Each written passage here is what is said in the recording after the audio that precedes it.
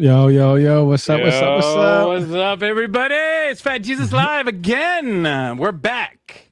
Word, word, word. So today we're gonna be talking about the Ubaidians. So while I'm bringing up this mini PowerPoint slide that I created earlier today, uh, of course you didn't read the book.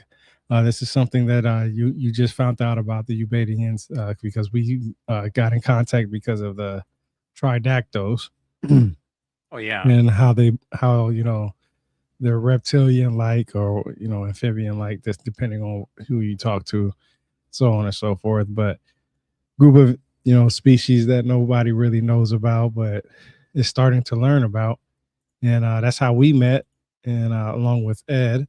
And so one of the things that I told you guys was that there's this group of individuals out there known as the Ubaidians or Ubaid or Ubaidians. I've heard it said so many different ways.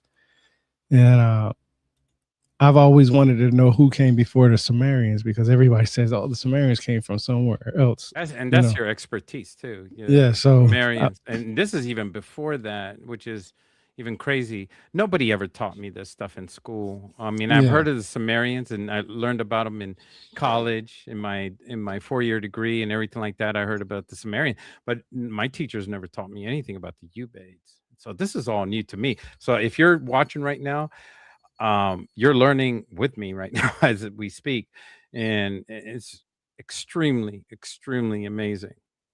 Yeah, it's crazy because a lot of people talk about the Sumerians because of the whole extraterrestrial thing. A Oh lot follow yeah, Zachariah Sitchin, so they think that the the Sumerians are saying, giants. yeah, and all that. Yeah, exactly. And they say that they think that they came from a different planet, but in reality, Nibiru. yeah, Nibiru, right?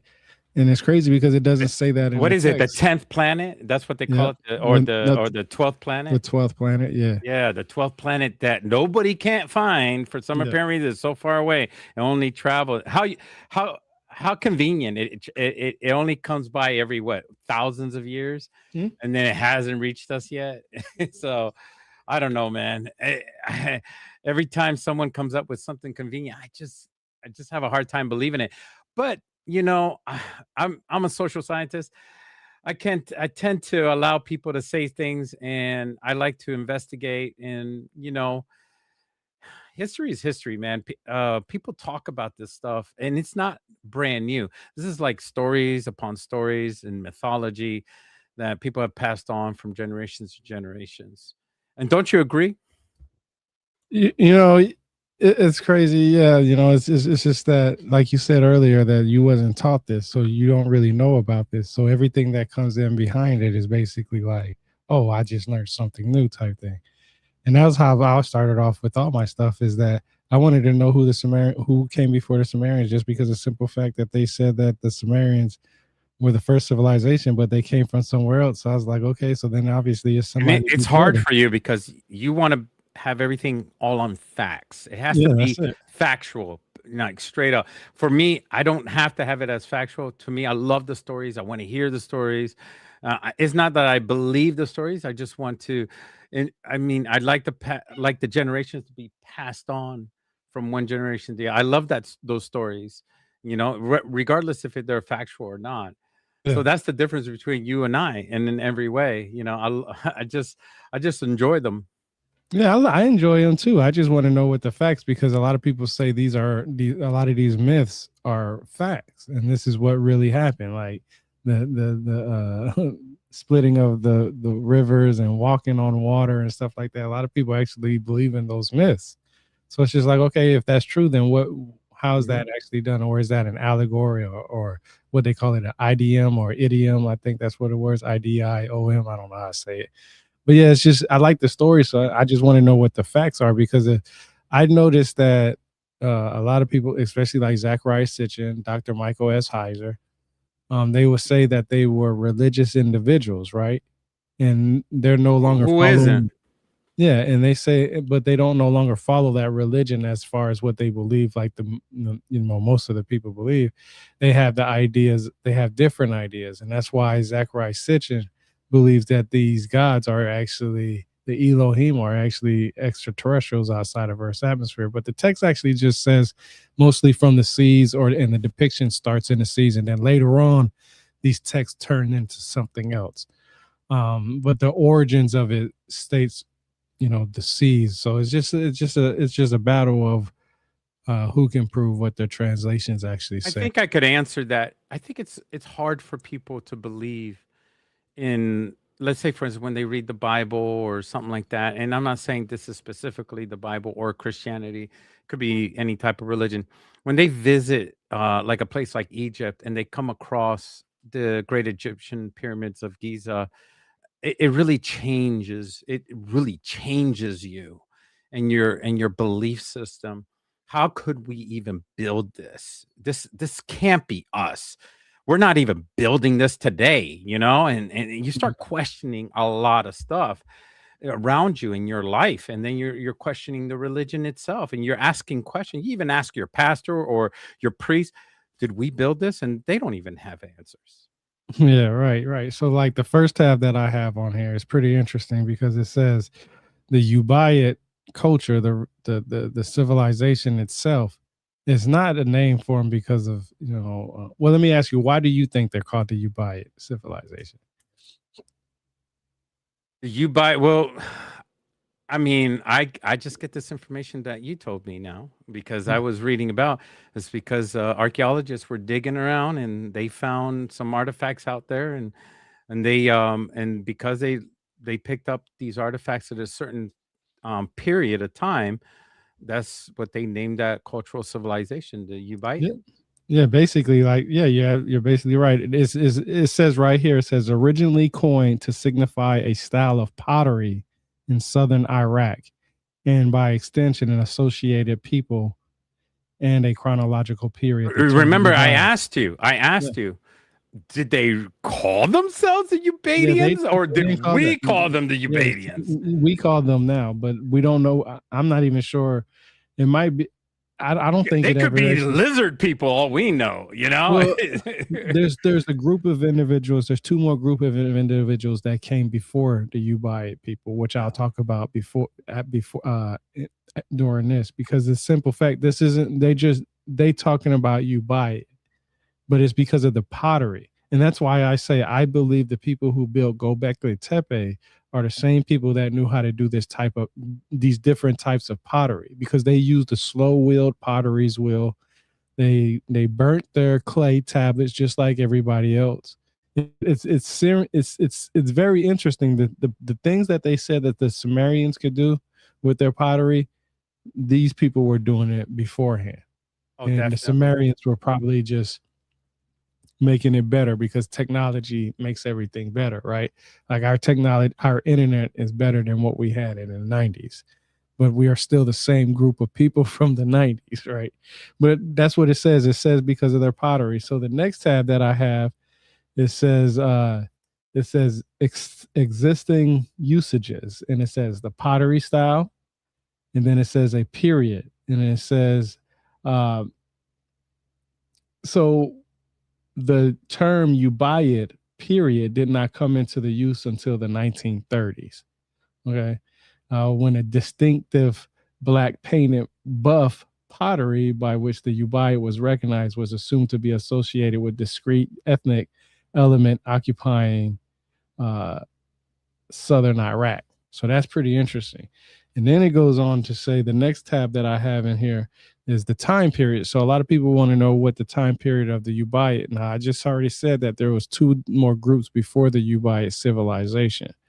And I say I think the people who built Gobekli Tepe and all the tepes that's in that area, in the surrounding area, are the same individuals, not the Ubaid specifically, but the group of individuals that was somewhat attached or knowing of the civilization. I say that because it says right here, thus for some areas, the Ubaid period runs only from about 5300 to 4300 BC.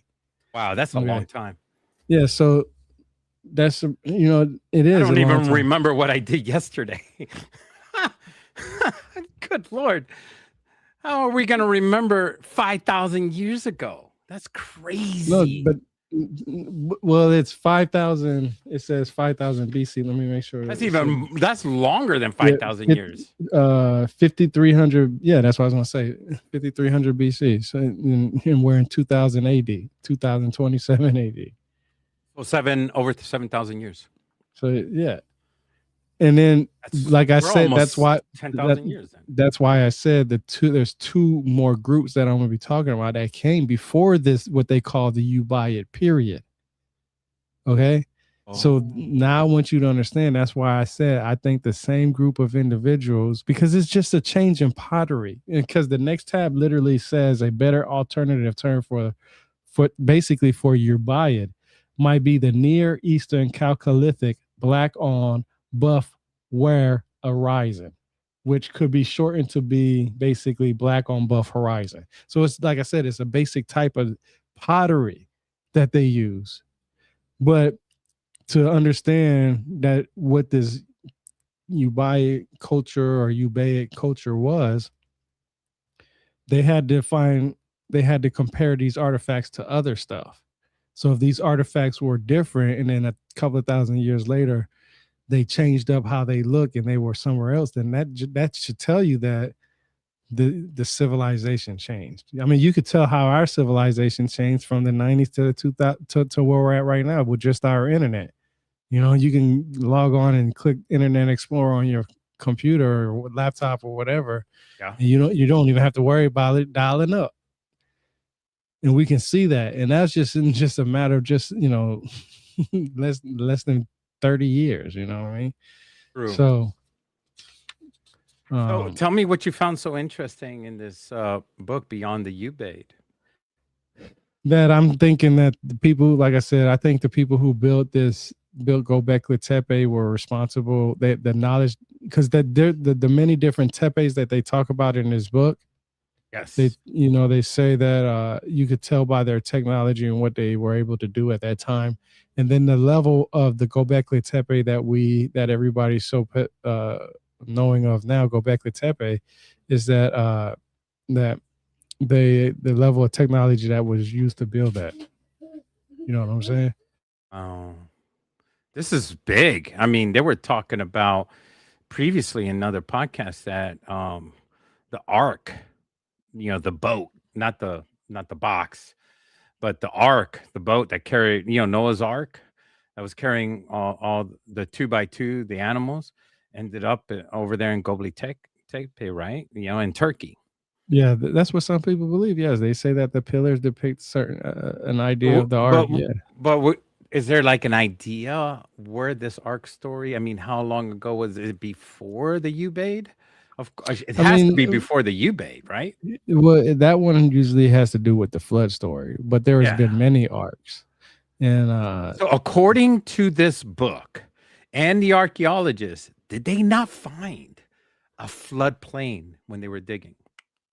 they well in this book they talk about there was always floods there. I mean, I've been to Iraq and Afghanistan. I can tell you when you're inside the bowl, there's always floods. So they have Okay.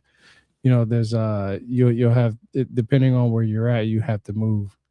You Wouldn't the know, whole earth would be salt water if there was a flood all over the earth? That would be insane. There would not even a single like clean water to drink. It would be all salt water, right?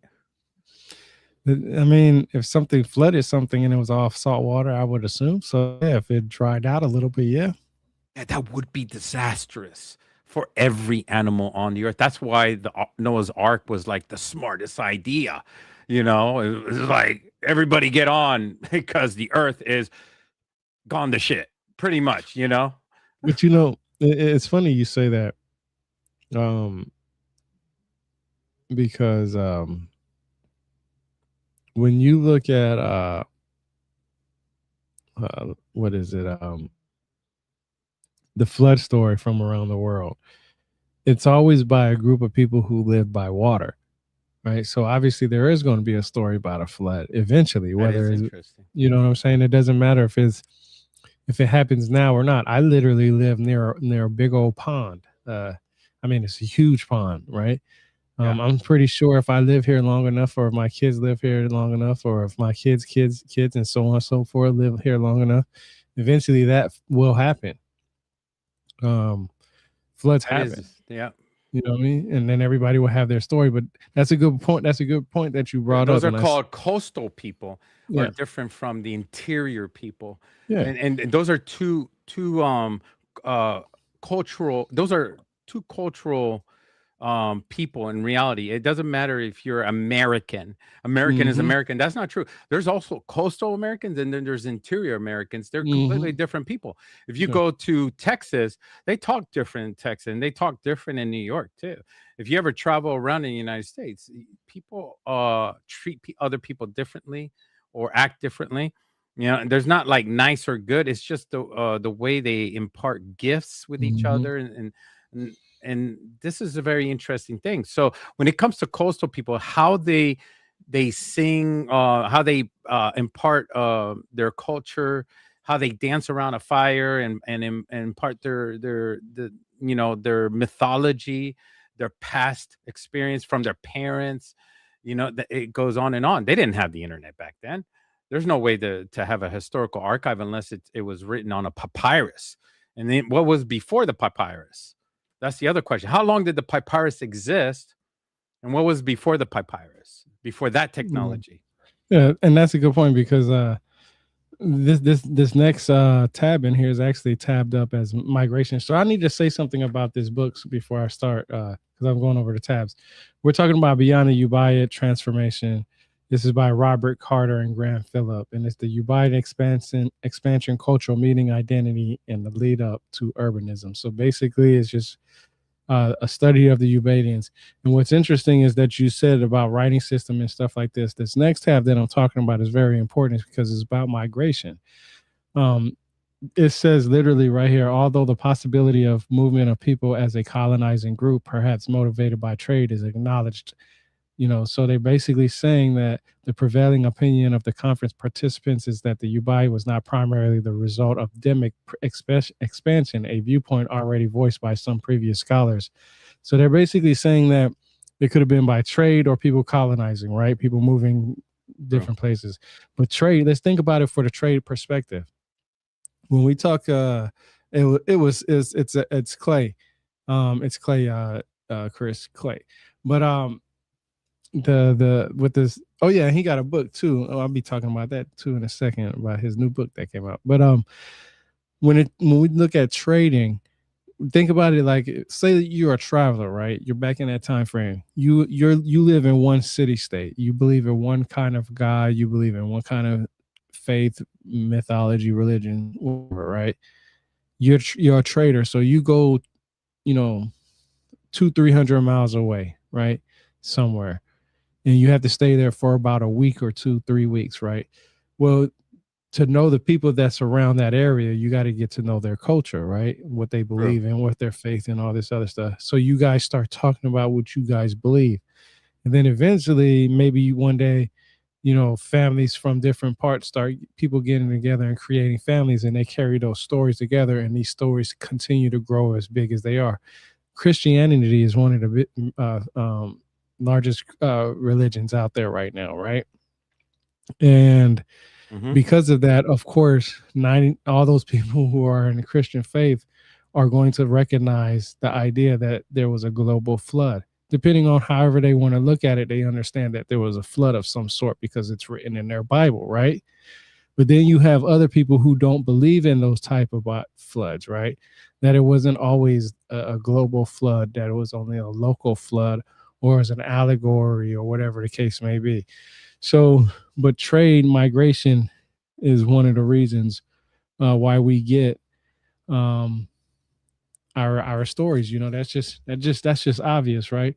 So here's another tab that I got. It says differing degrees of similarity between ceramics of interacting regions during different chronological phases suggest that the nature or intensity of interactions vary through both space and time. For example, strong parallels between the assemblages of the early middle Susiana phase and the Ubaid 2 assemblage of Eridu, and to lesser extent the Ubaid 1, imply close contact between southern Mesopotamia and Susiana from Bushar, judging from the pottery of H2 100. So they even have these potteries labeled to tell you how each period was different because it's just not one single Ubaid civilization or period. Just like in our civilization right now, we don't follow our the way we did our technology was 100 years ago to what we have now is totally different. So they could see how we're a different type of civilization,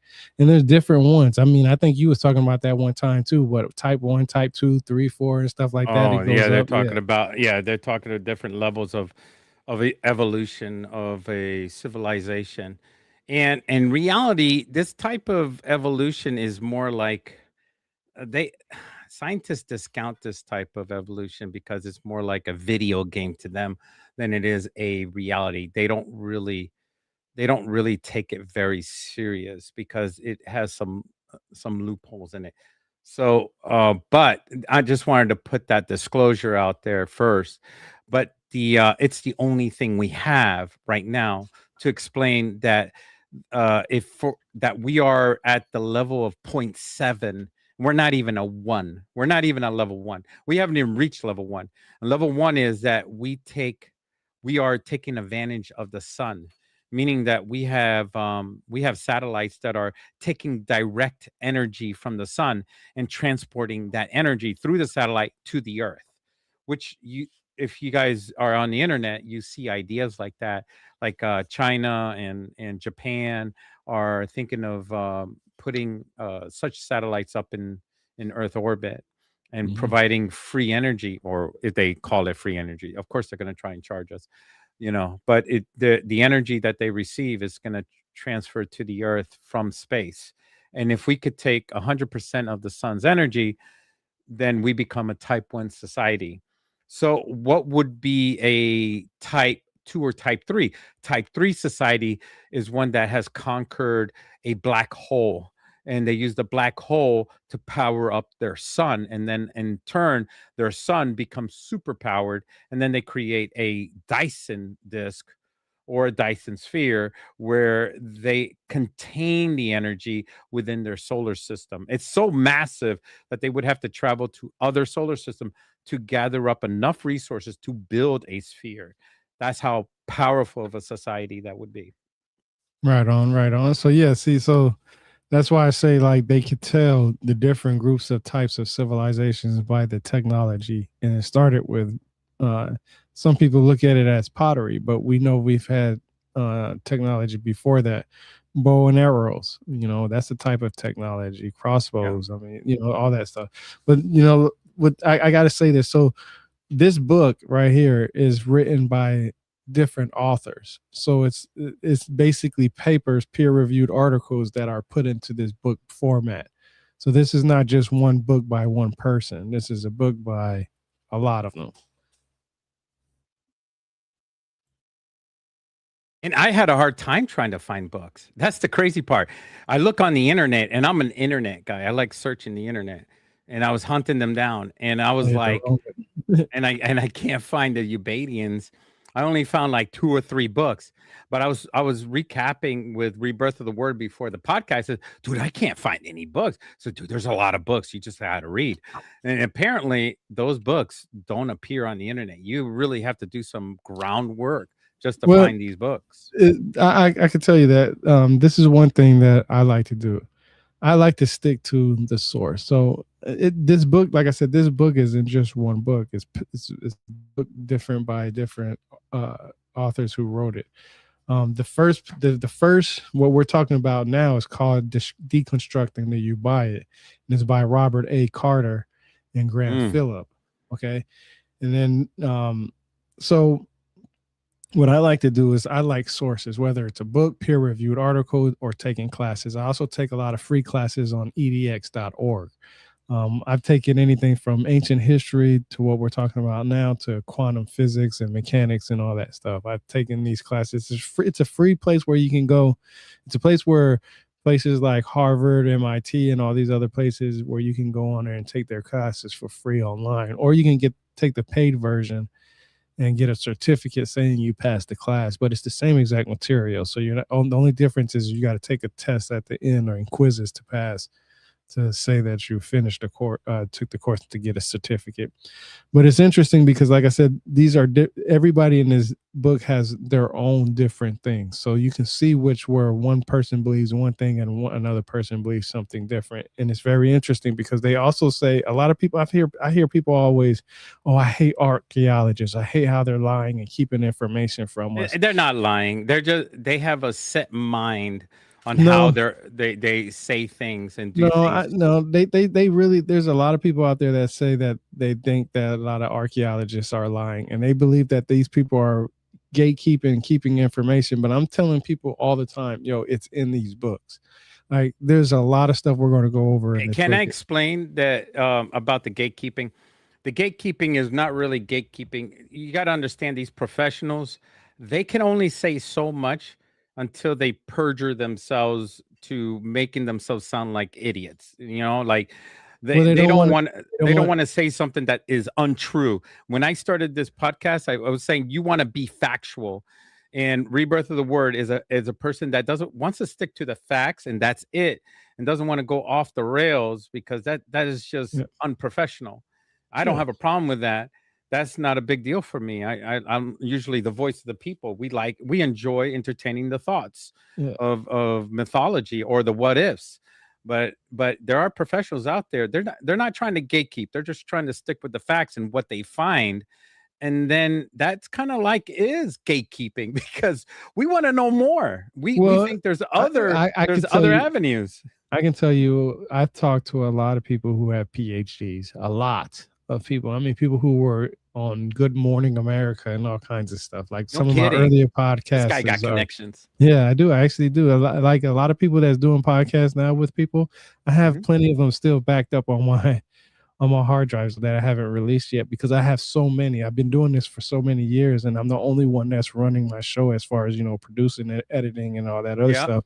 So it's hard to do it. And then I do my boots on ground where I go, around to different states and do historical videos around places. So it's just slowly coming together and building. And then I got my website.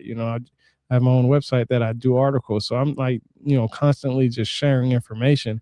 And what I like to do is if somebody says this is what the facts are, I'm going to read their facts and then I'm going to find somebody who counters that facts and I'm going to read the other person's argument. Then I'm going to start seeing what I can find as far as can you prove what you say. So one of the good things that I like about, I'll give you a good example.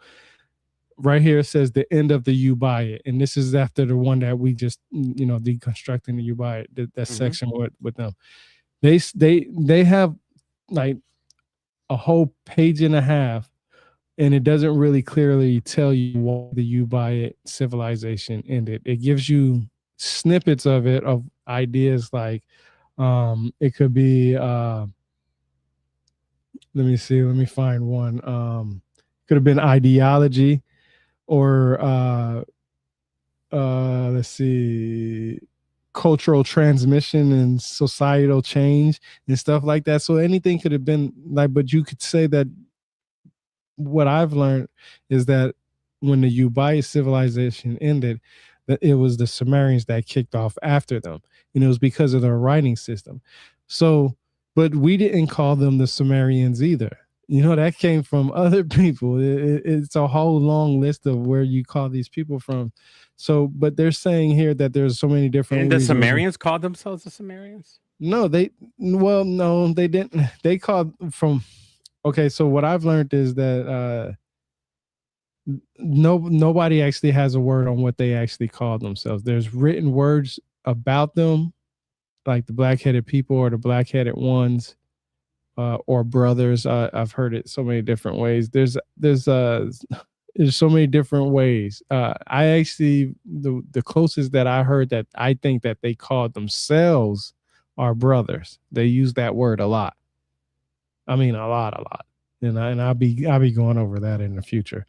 But the next tab that I have here is it's under local identities and interaction spheres, modeling regional variation in the Ubaid horizon. And this is by Gil J. Stein from University of Chicago. The first tab that I have on him is or her, I don't know. Near Eastern archaeologists and researchers concerned with the study of complex societies recognize the importance of the Ubaid horizon for the subsequent development of the first urbanized state societies in Mesopotamia during the Uruk period. Okay, so this is during the Uruk period. You have what is known as um, the the the Ubaids. Okay, Basically, the um, Sumerians were named after the site where they found the potteries, just like they did with the yeah, Ubaids. yeah. Same thing. Sumer is named after the Sumerians. Exclusively, that's why Yeah, they named it that way. So they don't need, they didn't even call themselves Sumerian. yeah. That's what I'm saying. We definitely need a freaking time machine. If you got a time Mhm. machine, please go backwards in time, find out what they called themselves, and just report back to us, please. We'll go ahead and put it in our podcast because this is ridiculous. You know, Yeah, people are that's just what I'm naming saying. names. Let's That's what I'm call them the saying. Spider Man because we They found have them in they the have movie theater when Spider Man was playing. they have words of them, but it's not. It's more like black-headed people, black-headed ones. But that comes from the Akkadians, Babylonians, and so on and so forth.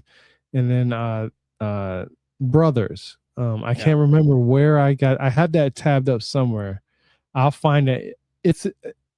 I'll go over it. I know which one of the books it is. I just don't want to go. I don't want to break something right now that I don't want to get into it right now because it's a Yeah. very No, no, deep no. thing. Yeah, of course. Of But course. but we'll be going over the book Strap about in, the everybody, brothers part. because Yeah, this is going to be because a long one today. You know, spend some time listening. but see, so Get your coffee, sit back, and listen. so here's the another way of the Ubai, the term. The next tab it says the term Ubai can have several meanings. You hear that?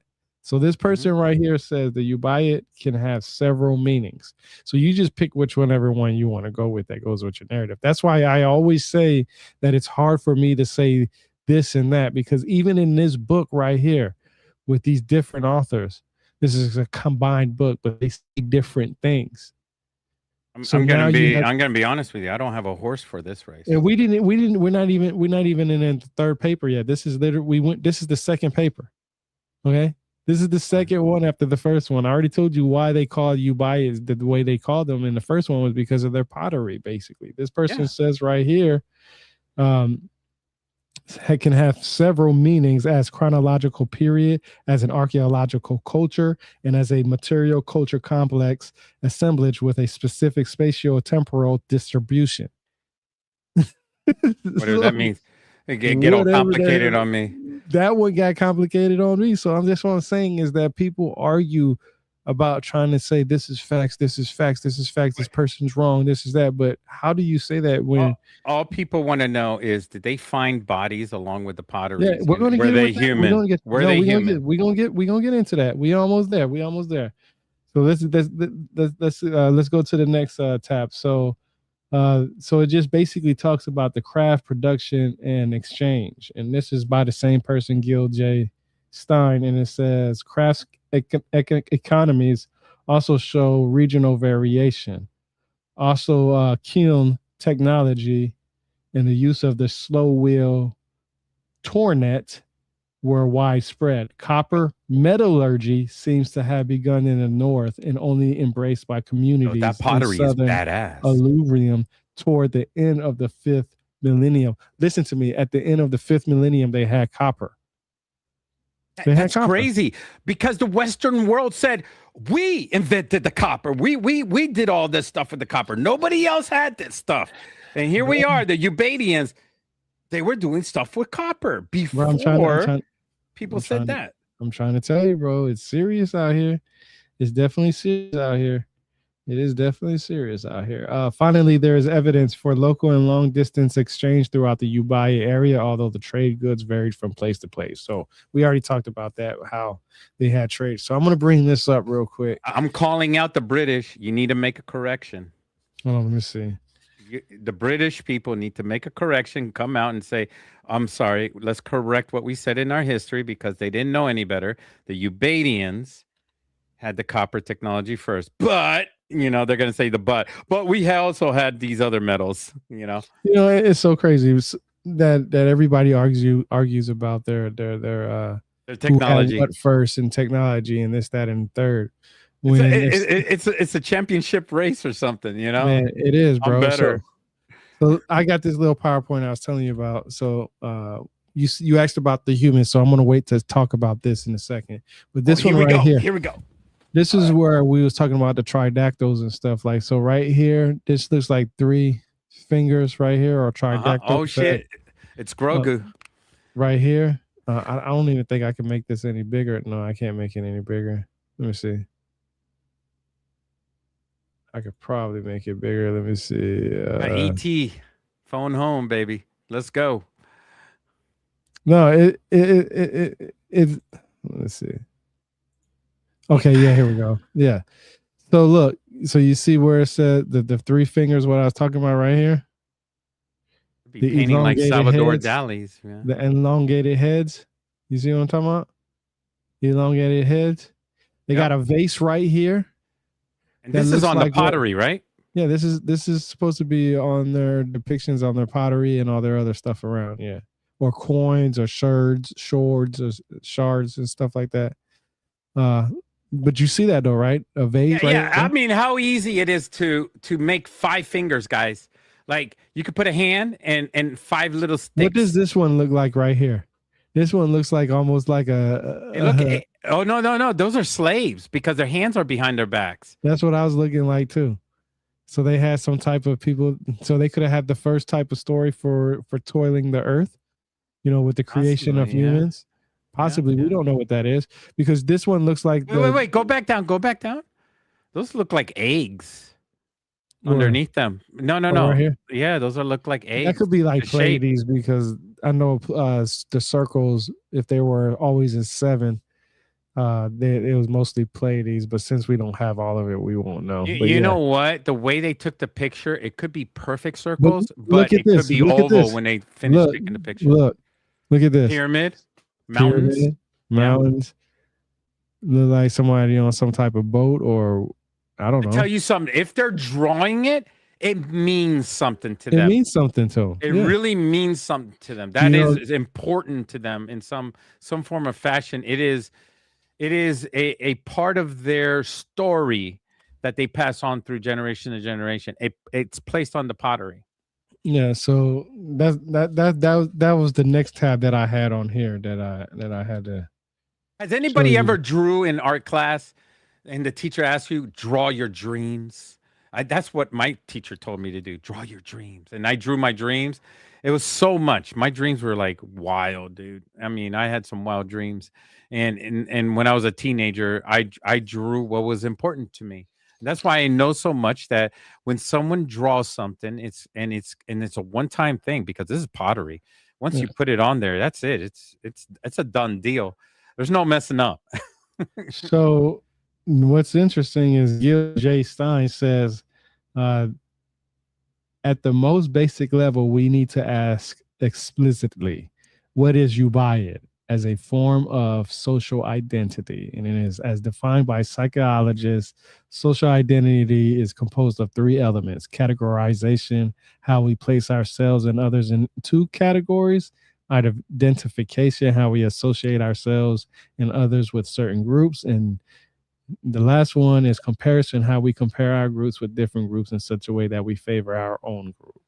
Okay. The next tab, the ceramic and mortuary evidence points to significant changes in social identity. However, we may also be able to see evidence for the emergence of some form of Ubaid personal identity as well.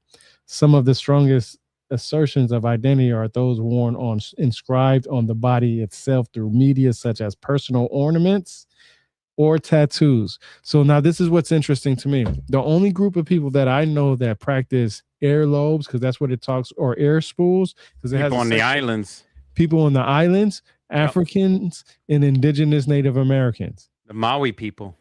Yeah, the Maui people. Exactly. I mean the air spools, those big old air spools. Like I'll show you a picture real quick. Like these are air spools right here that they're talking about. Right here. These are air spools. You see on the bottom where it says labrets and air spools? Yeah.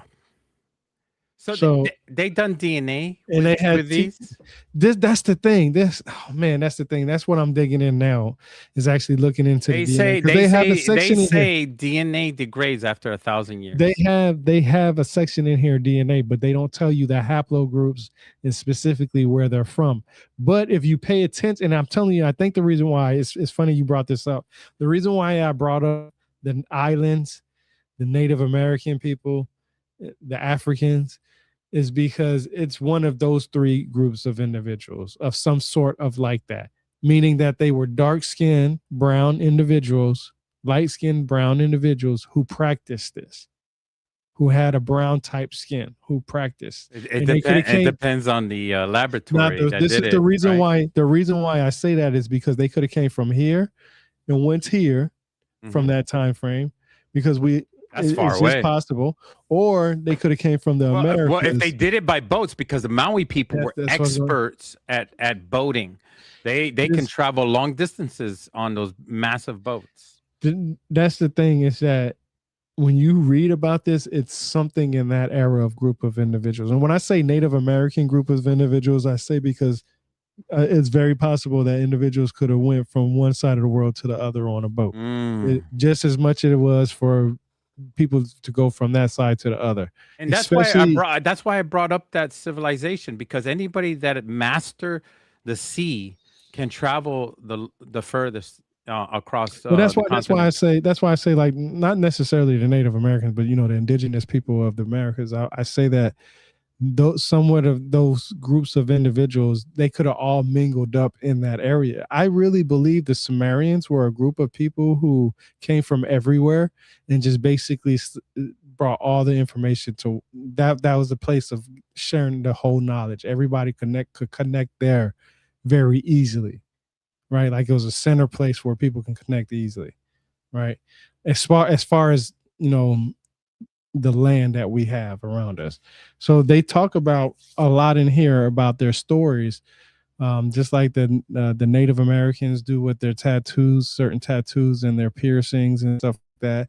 The Africans with their beads on their bodies. There's certain African cultures that still put that has like not beads, but they do something with the skin where it looks like it's like a almost not scaly like, but it's like bumps on there, and it looks really cool. It's like signifying their how high they are in the civilization they are. And then the lips and the earlobes and stuff like that. They talk about these people were practicing this. Okay, I so just wanted to reiterate what Swamp Fox Soldier said. Just like the Mississippian culture here in the States, these ancient people didn't call themselves Mississippians, so much we don't know. And that's true. We yeah, we went over that.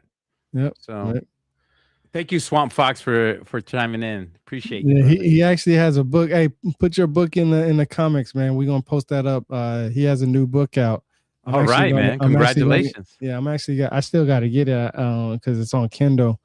But it was on number 2 on the Amazon list right now. So he's on the bestsellers list. So my man can finally say he's a Congratulations, Swamp bestseller. So Fox. he's a bestseller.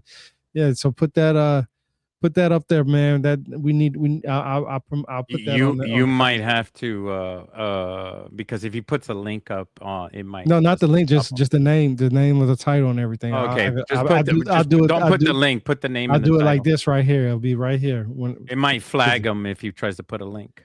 But here we go. Look, so the next tab I got is it's more thoughts on the Ubaid period, and this one's by Joanne Oates, McDonald Institute for Archaeological Research. So a lot of people will say archaeological research. Oh, I don't want to hear about it. But she's this or whoever it is talking about the Ubaid. So this person says the terminology that we apply in any archaeological context is no more than a figment of our own invention.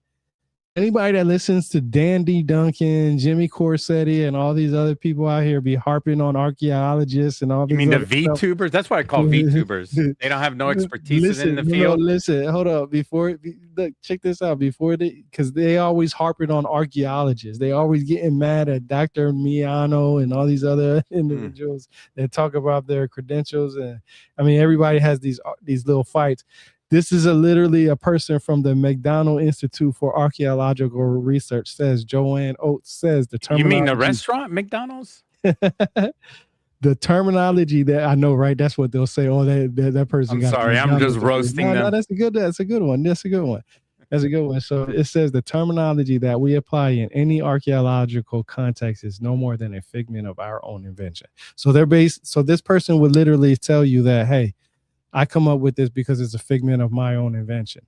And I talk about that all the time because everybody wants to be known for their own thing. So at least Of at the bare course. minimum, we have archaeologists or people in that field who People will want to admit be that acknowledged, understood, and everybody they wants to want be they want acknowledged. that follow button hit, you know? Yeah, that's what a lot of people work for. They work for that follow button and then they We work don't. really We hard. don't. We don't. We want the facts. We know that the follow button comes after the facts, but we just want to get the facts out there. We're not going after you for follow buttons and likes and all that stuff. We know that you, the audience, want to know what are the facts, what is the truth, and you just want entertainment. That's it. Yep, yep. So hey, that's his new book right there. It's right up on the page. So go to Amazon, type that in, and get it. I gave it to me Nice. on Check Kindle. that So out. yeah, yeah. Siwan So Siwan tribes. How do the you say that? Siouan Siwan. tribes of the Carolinas. Siwan tribe. I'm sorry if I'm Yeah. butchering that.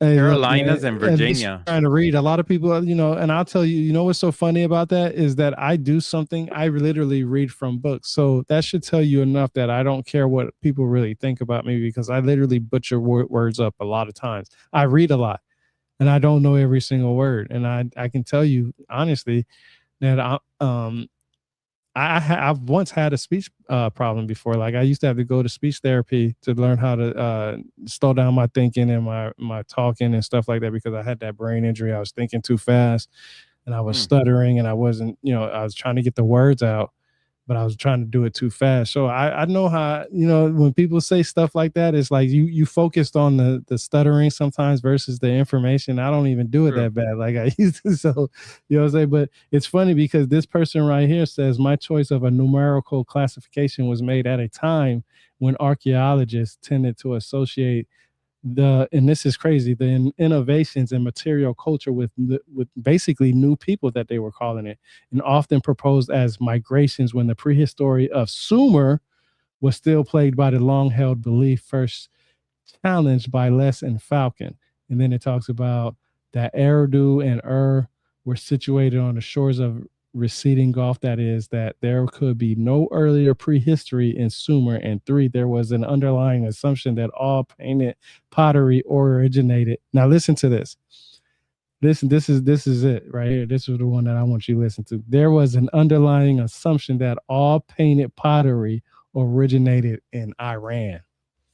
All pan Wow. That's crazy, right? All Why painted pottery. and why That are was we the attacking assumption. Iran today?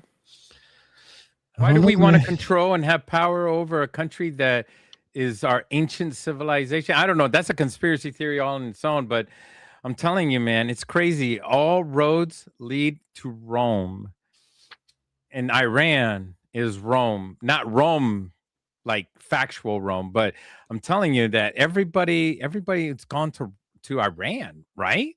Like Rome went to Iran, like all these all of history is always focused on Iran, right? Yeah. So here is a tab that I think that you will find interesting because you was talking about the bones and skeletons. So Yes, sir. this one is by, let me see, make sure it is, yeah, by questioning the Halaf, Halaf, Ubaid transition. So before, remember when I said before the Ubaid, there was two groups of individuals that they considered a different name for them. Well, it was the Halaf people, Halaf, and they says right here, um, it says physical differences between skeletons found in the Halaf. Okay, hold on, let me make sure because this one, hold on, me. Okay, yeah, there we go. Yeah, physical differences between skeletons found in the Halaf and Ubaid phases were assumed to prove a change in population that had taken place rather than assimilation of material culture from one social group to another. So yeah, I just wanted to make sure. Okay, yeah, okay. This is why I did this tab the way I did it. Two physical types were identified and described as sharply contrasting. And although the discussion did not provide a categorical statement, it was strongly implied that two groups represented the earlier Halaf population and the invading Ubaid group. So the Ubaid was invading the group of the Halaf people. So that's one thing. It says, let's go to the next tab. And Iran wasn't always Muslim either. There was Nope. Zoroastrianism, right? Zoros, Zor, Zoroastrianism. Zoro, Zoroastrianism. Zoroastrianism. Zoroastrianism. Yeah, That is a long word. I Yeah, yeah, did. I yeah. did an article on it. Yeah, the So, guy was so basically a before fire everybody god. jumps on the Muslim bandwagon, Muslim is still like a fairly new thing within that region. You know, even though it's old, but Yeah. before that, in historical sense, there was a different religion that encompasses all of Iran, Hmm. and that's Iran. Most of Iran, most of the people followed that religion before Muslim overtook that region. So all of you understand that Muslim wasn't always a ruling religion throughout that. Just like Christianity, Christianity didn't come around until after Jesus Christ. So Okay. This I'm glad you said that because this is what before they called them kings, messiahs, certain things like that. A lot of people called that. So the period has been solidly stuck in the chiefdom paradigm. So basically, they just called them chiefdoms. So the people that was in charge of, the group of people. You know what I'm saying? But go ahead. What was you saying? no, I was actually looking. I was actually researching to see what was even before Zoroastrianism, and they had something called the Yasnas, the sacred fire, and they had different other religions before that as Yeah, well. the So it fire god. wasn't, You yeah. gotta go. You gotta go to understand Zoroastrianism. You got to go to one of the oldest fire gods, and I can't remember offhand who Aoma. that is. The central element of the ritual was the crushing and drinking Aoma, known as Sonoma in India. This was a sacred mind altering botanical beverage as well. They had that as well. The Haoma. The sacred fire was venerated as the ultimate physical symbol of truth and cosmic order, serving as the clean gateway through which sacrifices reach the heavens. I guess if you were by a volcano, that was the thing, you know? You got to find a volcano. That's where we're going to live. We believe in that religion. So the next tab I have is not all scholars consider the Iranian material to belong to the Ubaid tradition, although most would probably accept a designation Ubaid related. So of course, not every scholar believes everything. That's why I keep saying. That's why I hate when people like Dan D. Duncan and or D. Duncan Dan and all these people attack one group of individuals. Not one group of individuals uh, are the same. I give you a great example. You sent me a message earlier today, and you said that you wish you would what you would hope or something to be able to trust all service members and veterans and brothers and sisters, right? I can tell you from my experience, um, not everybody that served in the military did something great. There's a lot of crazy people in the military that should not be, considered, somebody you should look up to.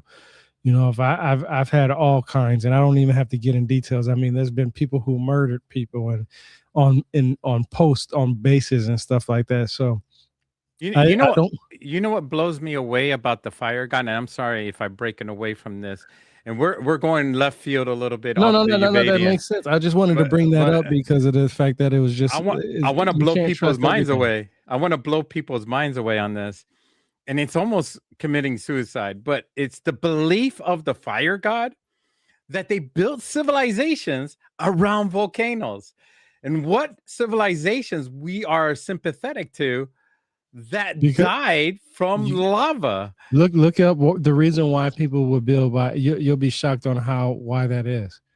Look that up. Look at that. Look it up. I'm telling you, no, look it up. Look it up. Yeah, Why? I was looking at What? that. The Romans and Mount Etna. No, I'm saying Vesuvius. look up why people live around volcanoes. Look it up. You'll be shocked.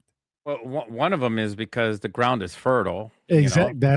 That's the reason why agricultural Yeah, needs. So agriculture is so is freaking amazing around. so I mean, look at Hawaii. Hawaii is green until it's not. So that's the you reason know, why. But that's the reason why. And think of it as an aspect of they worshiping that mountain or that volcano area you, as you a know, god. and you know that the evolution of civilization, the one we were talking about when we first started this podcast, type one, type two civilization kind of thing. That's also part of it, controlling geothermal of the earth and making like constant energy from the geothermal of a volcano. Something that we don't do. We don't have geothermal nuclear power from a volcano. We don't have like a nuclear power plant on top of a volcano controlling all of that. We don't have the technology yet to do that. And Yeah. that's the crazy part. But if we reach that point, it's like unlimited amount of energy. Yeah. So this is the part that goes into. This is by Karina Croucher. It's figuring out identity, the body, and identify an identity in the Ubaids. So this is basically what I was talking about with the tattoos from the other person and you know the air spoons. Why Now why this is is why are tattoos so important? Is it because when tells you a story. die, Every when you tattoo, die, you die with the tattoos? every tattoo I have is a story about my life, for me at least. But this is where we get the reptilians from this period right here. This is where we get you The buy it. Ubaidian, is that the Ubaidian period? Yeah, So that's where they found this is the those? artifact that they found. Yeah, Get the heck out of here. So this is from the Ubaidian period. you see on their shoulders those circles that I was talking Yeah, about. yeah, yeah, yeah. Look at that. Those This, are those are tattoos. yeah. So, The and some people, markings. if you look in the middle, and I was talking about this. Freemasonry has you know their if you look in the middle of the part, it looks like that reminds me of Freemasonry. That's why I was talking about brothers and stuff. I don't want to get into too much about it because it's a lot of information, but that has me curious. But I know the Sumerians call themselves brothers. So, but if you look at this is tattoos art. You also could see this one might be a female because of the simple fact that it looks like she's breastfeeding. The So shape that of her hips too. yeah, and then you can see the simple yeah. So that's why I said like with a lot of people when this female when they talked about this, I also know about Not hip shaming men now. Now there are men with big hips. So I do no apologize to all the men out there that have hips like that. what well I wanted to bring that up because a lot of people talk about I've heard some people talk about the masonry and the area and that's where the some people believe that it has something to do with some kind of how can I say storyline. And I know that from what I've learned is that if you look at this one right here, like a symbol, like you see symbology and stuff, and it tells you to look at certain things and stuff. So with this right here, with Jesus, some people consider this was Jesus. Yeah. And I know that a lot of people believe that Jesus was actually the first, what some people consider the first brother. I guess you can consider Freemasonry. I'm not sure how accurate that is, but I've known because they say the 33rd degree, he died at 33 years old, so on, so forth. So they trying to say it's a whole. That's why I say I don't want to. That's why they stop at the 33 then, right? Well, I don't know about why they stop, but I just know that it's just interesting because I've heard a lot of people talk about that. So I want to clarify to the people that because some people asked me about some of these questions. This yes does represent. Some people do think this represents Jesus Christ and the idea of the first showing of breastfeeding for Jesus, because some people believe that Jesus is not all human. And there's certain scriptures in the Bible that I can actually tell you that actually points to that. That's why I don't want to go into it right now. But those little But it's obvious too, because I mean, it wasn't Ben Joseph's baby. He made that clear, right? Yeah, he was actually about to leave Mary when he started Yeah, I realizing mean, like, dude, hold on, whose wait, baby is this? It's God's. I was like, what the heck? But those little That's things, shocking. That's yeah. pretty shocking. Even for me, like if you're married to a wife and all of a sudden she says she's pregnant and you're in the military and you weren't with her throughout those 9 months, it's kind of shocking that it's not your baby. It's a miracle baby. It was from God. And like, oh, come on. So here's another page of skeletons. So this is how they buried their dead. They put something like in their jawline, the labyrinth of the mandible. So they had their own styles, and one in the tab that I have on here says that many of the burials above were recovered with ornaments, especially beads, necklaces, and even headdresses, suggest the importance of these items as personal makers of relevance to identify construction and significant enough to be intentionally placed in mortuary context. So they basically was burying people with their, just like how we do with stuff today. Some people want to be buried with certain stuff. Now this has been a hot topic lately. This goes back to the tridactyls. This goes to the civilization. This goes back Oh to yeah, the the binding of the head. Yeah. So And we spoke about this in other podcasts. The binding of the head only is for royal family members, people of leadership. yeah. So this Only binds the head, not followers or slaves or anybody else. Though nobody binds their head, only people in leadership. So who did they look up to that had a head like that had immense power and leadership?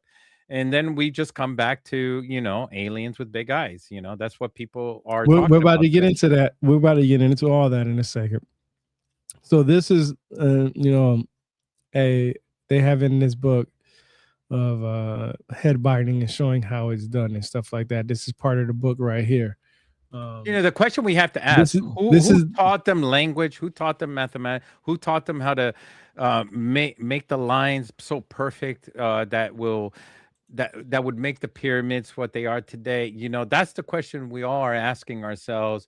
Who taught us? Did we teach ourselves, or did somebody come around and teach us the basics so that we can evolve from it? yeah, I mean it's crazy, but they have a whole section. It's from they is the lady, this lady right here, she talks about all this stuff right here. Kersey at O Lawrence. So they have a whole section Yeah, of and it's so crazy because right here, they this have is a the lot next of information. this is the next tab that I have, and you can see that green little arrow that I have right here. This is how all my books are. I have tabs just like this of everything that I Yeah, yeah, found yeah. I see interesting. that. So Look, they're showing the binding of a normal skull. And Mhm. if they were to bind a normal skull, that's what it would look But like. look at And the then time they frame. they see the skull when it's fully binded. But look at this time frame right here, 7,500 to 6,500 BC. So add 2,000 more years, where you're at, 9,500 BC. Like you see how I Yeah. say it gets closer to Gobekli Tepe, Hmm. but you see how they were doing things. It literally talks about this stuff, bro. Like this is why I say when people say, "Where's this information at? Why aren't people talking about this? Why aren't people discussing this stuff?" I said because 9 times out of 10, most of you people don't read.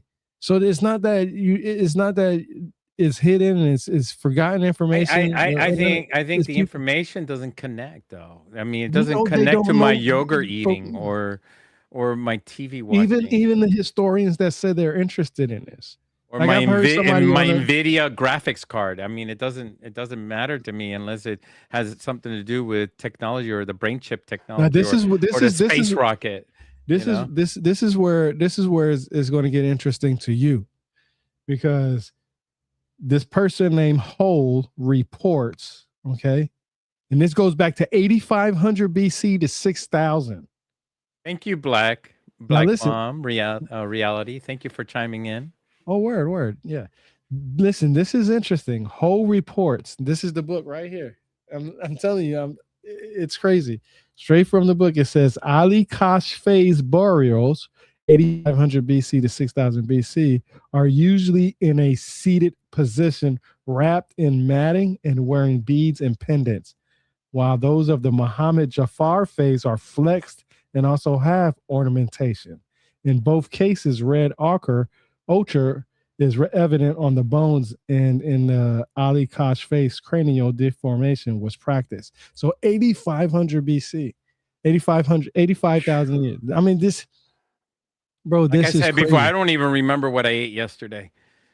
Listen Yet to you're me. telling me about 10,000 years ago. That's what I'm saying. Everybody's always talking about who were the Gobekli Tepe, who was the all the people at these Obviously, it was tepes. the Ubaidians. Not the Ubaidians, but the people.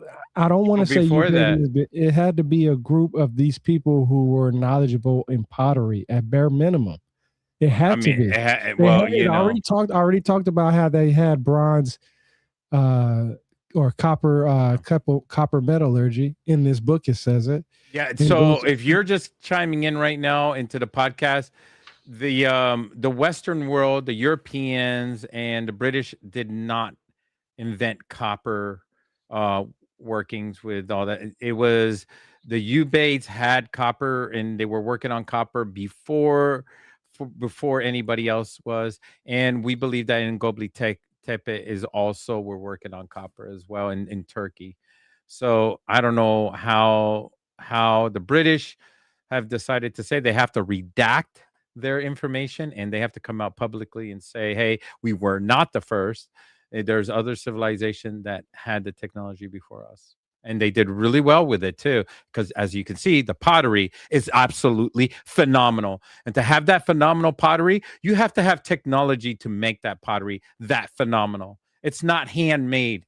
That stuff, they were using copper. They were using machinery to make that pottery. That yeah, is they called it beautiful. slow wheel Yeah. pottery, the slow wheel. Mhm. And that's why I'm saying like this whole It stuff. ain't the Flintstones. It ain't the Flintstones with all rocks and tie up a bunch of what do you call vines and all that stuff. That's not even hilarious. That's not even hilarious. You know. So this tab right here is one. It's called "A Snake in the Grass: Reassessing the Ever Intriguing Ophidian Figures." And these are the same figures that I've been telling people about when they want to talk about There we have reptilians. the They're right lizard here. people These again. are this is what, like, people don't understand that when it comes to Eh, certain It, tales, there's and it always an shows order. three fingers on each hand, and you see the spacing in between the shadowy figures of the fingers, and it's Well, this three one has fingers. four. I see That four one on has this one. four. Yeah, that one has. Eh, You could eh, barely see it. Yeah, you could barely see it. Why is the drawing so different on that one? Did they add a fourth, or I thought it's supposed to be the same one?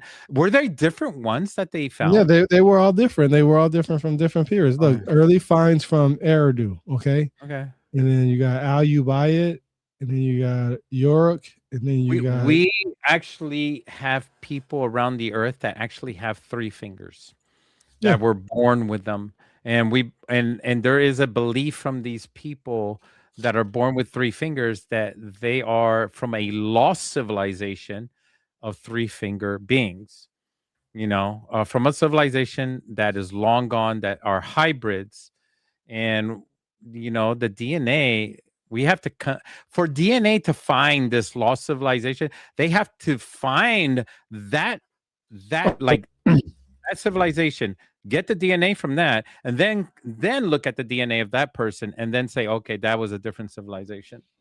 So I wanted to save this part for this reason why when I was talking about Freemasonry and Jesus and being a 33rd degree and all this other stuff and that one being female, it always says right here, this tab says, whereas the majority of figurines from earlier and contemporary northern and central Mesopotamian sites display seated and plump women, southern Ubaid figurines invariably display a very slender, fine, and elongated physique, seemingly reminiscent of youth, health, and perhaps physical strength, be thy male or female. They were working out.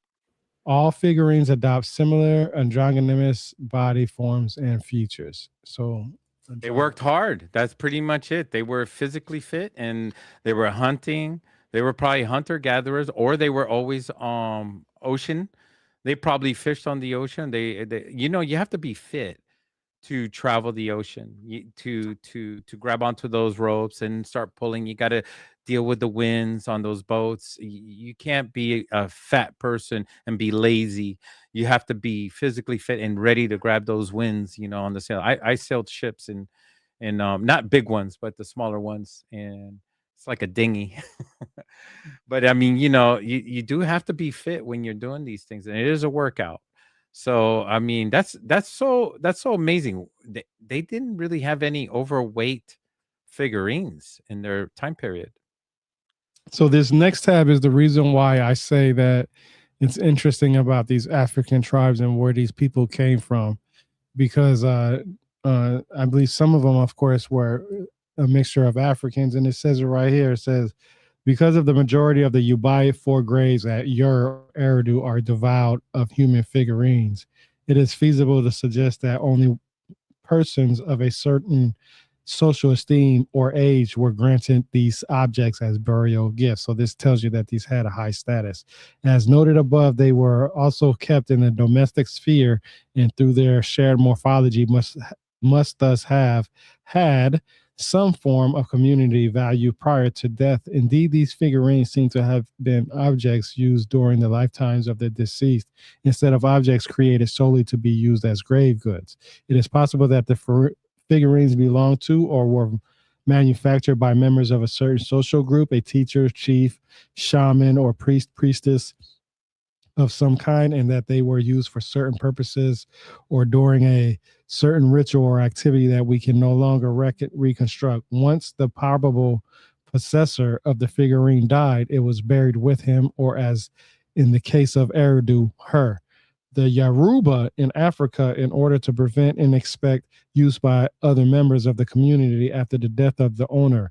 Perhaps our late Ubaid figurines were buried with their owner for the same purpose. So that's why I say when it comes to trade migration, when I was talking about earlier, that some of these individuals were possibly some of them were just a group of Merchants, people from everywhere. Like there was literally merchants, yeah, there were merchants. Yeah, they or were just traveling all just around. or not just merchants, just people who were just moving from one place to another, because it talked about colonizing, right? So that's why I said I don't think the Sumerians were or the Ubaidians were just one group of individuals. And I already talked about the Halaf people, the people that the Ubaidians took over, right? It was the Halaf came before them. Yeah, I know what the people are thinking about right now. That example number C in this book in chapter 10 looks like a gi, martial arts gi right there. There's a black Yeah. belt right there. You see the Japanese gi? Mhm. That looks like Japanese. That's what people are thinking right now. I'm telling you right now. They're saying this looks like something There's like a a lot of geisha would wear, you know? there's a lot of symbolism that you can definitely look in there that some I people mean, were probably. obviously, this was a storefront dress that was top of the line at the time. They were selling. This is what they were wearing at that time. This is like what we would put up at J.C. Penney and say, "This is what we're wearing today." And the summer wear or the winter wear, and this is the hottest thing right now, and we're selling it now. You know, that's the advertisement right there. That's what I So think. this one is interesting. The development of wool exploitation in Ubaid period settlement of North Mesopotamia. So they actually talk about uh, the origins of wool. Now, this is what's interesting about this part. It says cuneiform texts in the second millennium BC indicate that woolen textiles were important exports from Mesopotamia to more northern areas, and Algaiz has suggested that a similar situation might have existed in the fourth millennium BC. There's nothing new under the sun, bro. They literally talk about the same thing over and over and over again. We Yeah, know and that poor, there's poor Snoopy. this is why I say when people say the Sumerians always they should be credited for everything, I always say, what about the people that came before them that told them the stories? Of course, the Sumerians might have written it down and created a writing system so everybody can. That's where it starts, as far as our writing. Mhm. But that doesn't mean that they were the first ones to come up with these stories, because it literally talks about. Listen to this. This is interesting. Recent studies suggest that the domestication of sheep, goats began around the ninth millennium BC. Listen Oh, to me. wow. That's a long time. Look up real quick. Go to Google, Grok, ChatGPT. Look up what is Gobekli Tepe's time frame, and tell me that it still does, and tell me that it gets closer and closer to the idea that these people, these groups of individuals were the same people around that time frame. What time? What it's about? What it says? It should say like 12,000 BC or more, right? That's a long time. That's more No, more than what they say right there. do you see go? What does it say on there for Gobekli Tepe when you Googled it? Go. Yeah, type it in, Google Gobekli Tepe, because like I'm gonna read this part again. It says recent studies suggest that domestication of sheep, goats began around the 9th millennium BC. They're saying that people were hunters and gatherers still around that time frame. Most people say they were hunters and gatherers around the time frame of the Sumerians. The Sumerians is actually around 8,500 to 8,000 BCE. For what? For Gobekli Tepe? Yeah. For what source? I'm just looking on AI. Really, I just typed it in. No, get a source. Get an actual source. Let me see. The Livestock Conservancy. So it's anywhere from that time to 12,000 BC. Yeah, they're talking about goats and goats within that area. When they were being when the ground was domesticated. But right here, I just said right here, recent studies suggest that domestication of sheep, goats began around. They're called the Asiatic mouflon sheep. Were among the very first meat animals domesticated. Historical records of their management in Mesopotamia, tracing back to 9,000 to 8,500 BCE. Okay, so that's why I'm telling you that in this book right here, this is about the Ubaid civilization or the civilizations before, but beyond the Ubaid, this tells you that 9th millennium BC. And that comes from Cardiff University. The goats, about the goats. They're next saying tab. Around there. It says some categories of evidence pertaining to wool exploitation increased after the Chalcolithic period or 5th millennium BC. Among the archaeological evidence, a clay animal figurine excavated at Tepe Sarab in western Iran and dated around 5,000 BC is usually cited as the earliest evidence of wool-bearing sheep. Okay, so I'm going to say this again. The earliest evidence of wool-bearing sheep is around 5,000 BC. That's for anybody that's into that type of history. But that should just tell you. Yeah, they say right here 11,500 12,000 years ago, between 9,600 8,800 BC. I was about to say because I know. And this is from a fabric store. They're selling fabrics, and this was where they get the fabrics from in Turkey. It says McCorson has argued that the major shift from the use of flax to that of sheep's wool caused significant economic and social transformations and accompanying reorganization of land exploitations, patterns of ownership, labor rules. Fabric store takes it serious, man. Well, I mean, just think about it. They take their history serious. What do we have that we use today that could be equivalent to how wool was exploited? I mean, because they, in Turkey, they live in winter like weather. Fabric? But what fabric do we use right now that could be exploited just like wool was back in ancient times? Just think about it. It shouldn't be that hard. Cotton? Yeah, exactly. You seen how much cotton comes from plants, though. But listen to me. Cotton grows better than waiting for sheep. It hurts. It hurts more too. But you gotta have calluses to pick cotton. Bro. But not really.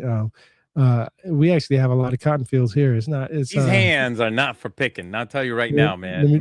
These are too soft. Let me tell you. Back in those days, your hands and your feet tightened up real quick when it came to being messed up.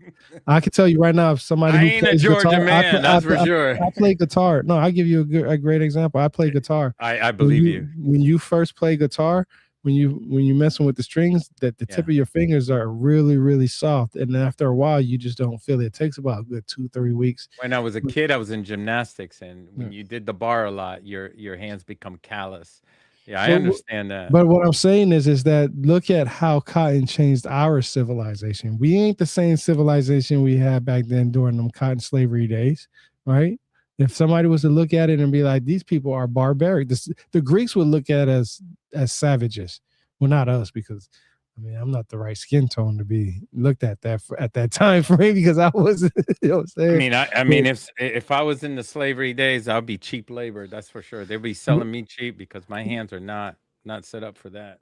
But let's see. Let's go to the next tab. We're almost done, and we're at an hour and 19 minutes, so we should be done I wouldn't by be the worth time. a damn. So the next topic is my topic concerns. Okay, this is from Frank Hole. My topic concerns the role played by ritual, for I see emergence of ever more elaborate ritual in the 5th millennium BC as central to the construction of temples. So that means the Ubaidians had temples. What does that mean? That should answer your question about if they had gods. Yeah, I mean, what kind of temples did they have? Did they connect them with the pyramids of Giza? Did they connect them to the temples in India or No, they Indonesia? had their own temples, but Yeah, I'm about to show you because their you asked the construct question. their I'm gonna their show. I'm gonna show you. I'm gonna construction. show you. I'm gonna show you. So they have right here. It's called reconstruction of the Susa platform. So this is how. What does it look like? This is how they would have had their stuff back at that time. Bro, come on. So that's what I'm what they saying. have in Egypt. Look. Same right thing they have in Egypt. Get the hell out of here. Get the hell out of here. Minus the statues. Minus the statues. That construction right there is the same thing that they have in the northern portion of Egypt. And they had that in the waters. They dug it out of the waters and they put it on land. Actually, they put it at now it's a museum. But that construction right there is the same construction. It looks the same to me. How is that not the same? The Ubaidians built no, that. This isn't. Well, this is the thing. Man, it's so confusing. You say Ubaidians, but it's hard to say it's just them because, like I said, the pottery is how they identify these people, right? It's the pottery that they identify these people. But I'm about to confuse AI right now. I'm going to tell them to the Ubaidians. This is the Susa platform. So Susa was an actual different group of individuals. Okay, but they also came before the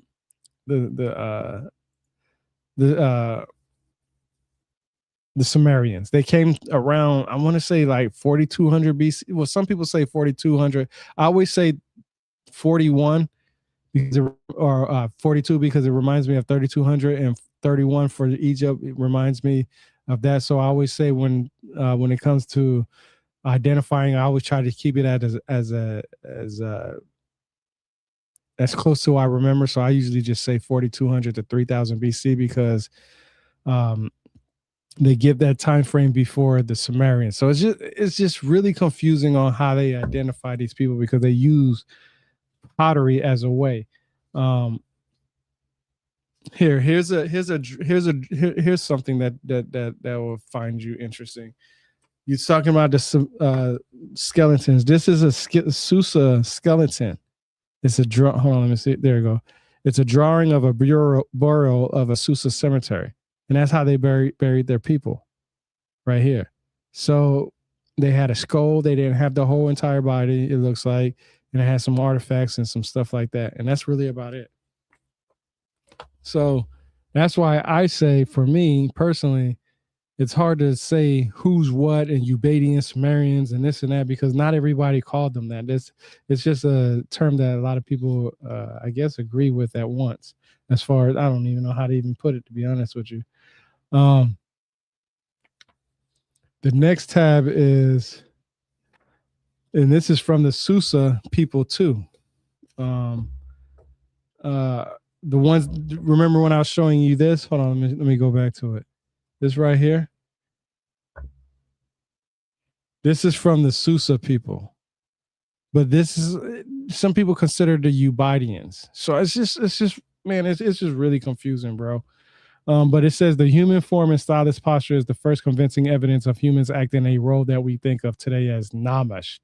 A namish is a person who is thought to be endowed with the ability to communicate with the influence the behavior of supernatural forces. The extraordinary powers may be evidenced by the handling of snakes and bulls. So these were the people. The Namish were basically probably like shamans or some type of priest that you got in some churches. You can go to a church and people will be handling snakes in there. So they're like, they're snake handlers and stuff like that.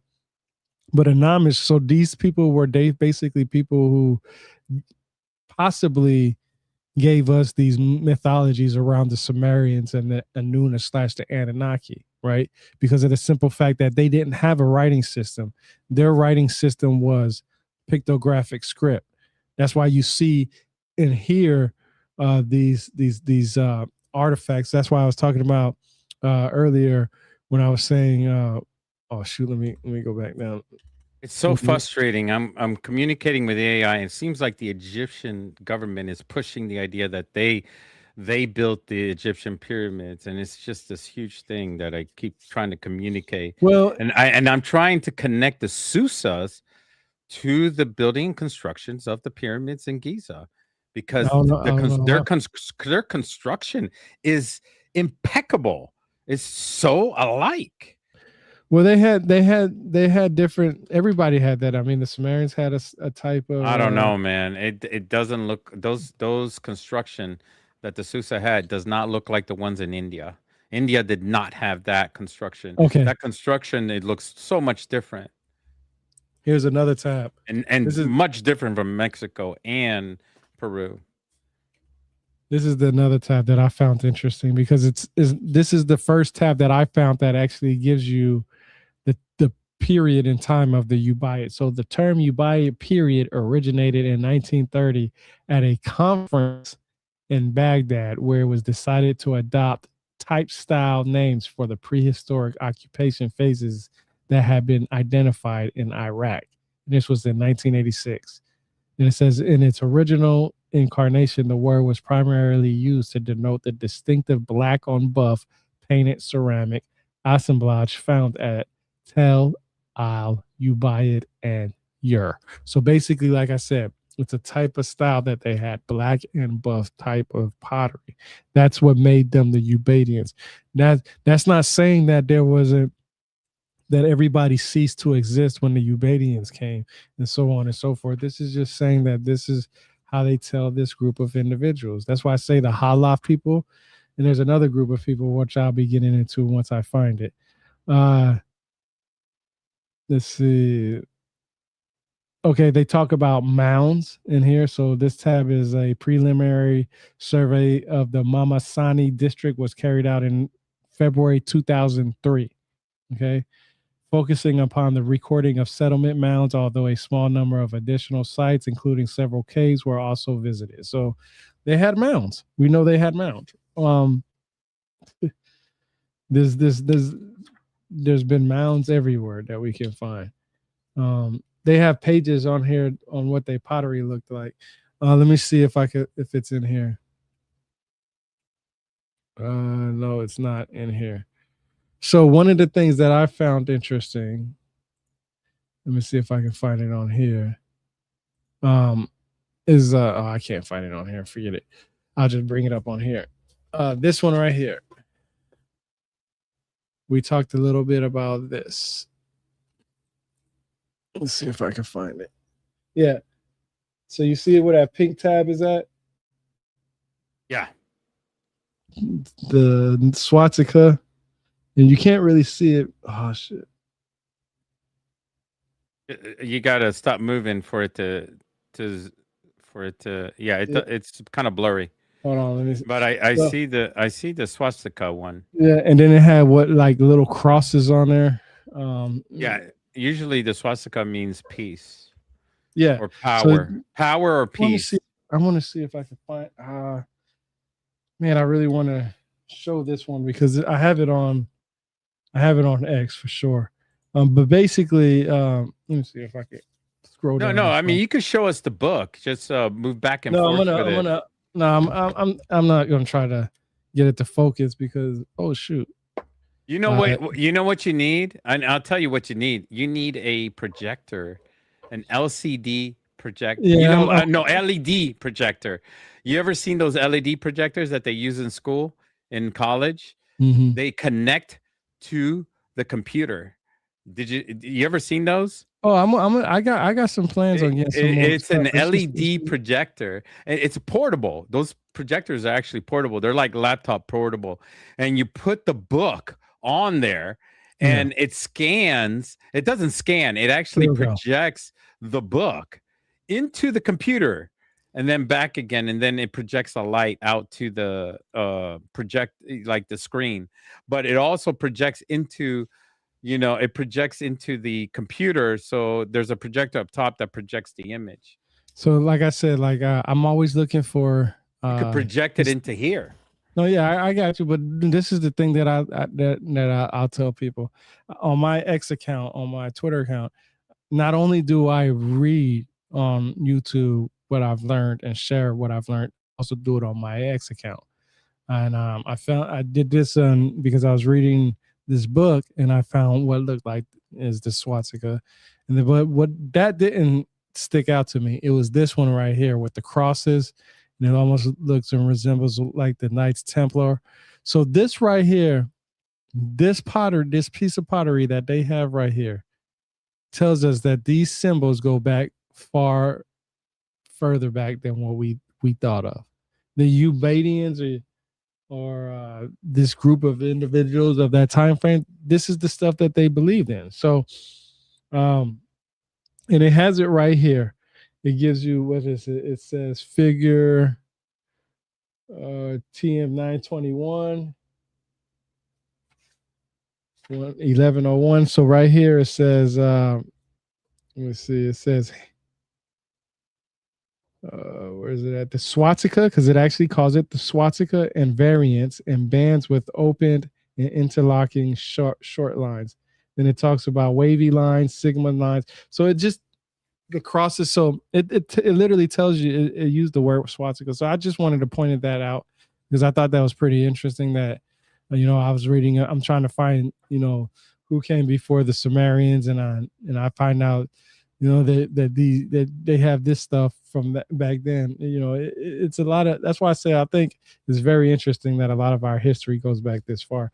The next tab that I have on here is they talk about, it says, hold on, let me find the beginning. Okay, while it is clear that some items moved very long distances in 5th millennium BC, copper from the southeast, Iran or the central plateau, obsidian from eastern Anatolia, and kawi shells from the Persian Gulf. Now, this is what's interesting. The kawi, the shells, that if you, a lot of African tribes use those, and they use that for trading.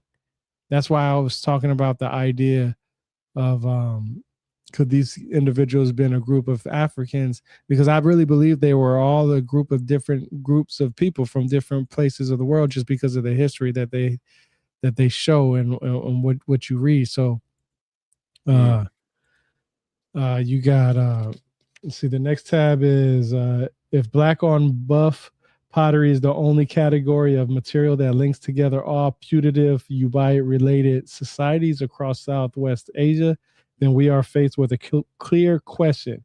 Is the distribution of one category of material within otherwise highly varied material assemblages an indicator of broad-scale cultural interactions, as noted by Carter and Phillip in summary documents circulated around after the Durham Conference? We must also acknowledge the perspective that the Ubaid had no reality in the past. Huh? No, there's a compliment in the on the right. Oh, gotcha.